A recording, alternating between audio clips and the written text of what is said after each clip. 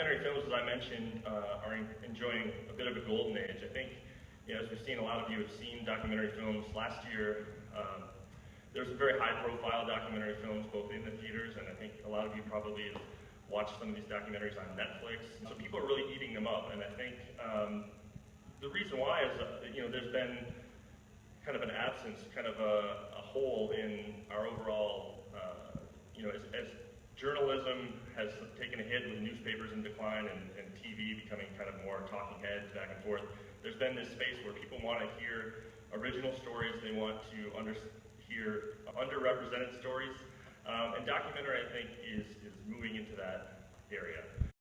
It was a bit of a leap of faith, and that was, I think that's always required when you're doing anything creative, is to just give it your whole heart, give it all the effort that you can muster. In this case, it meant leaving my job and following this full time, and it paid off. The film was released in 2008.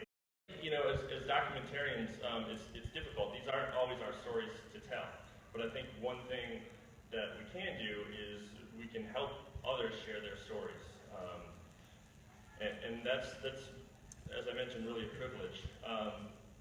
One thing, as you saw, that last film was shot in Guatemala, so we went down there. We worked with a lot of videographers that lived in Guatemala. We sourced a lot of the footage that we used in the film from people who were already working there, and we shot a lot of it ourselves.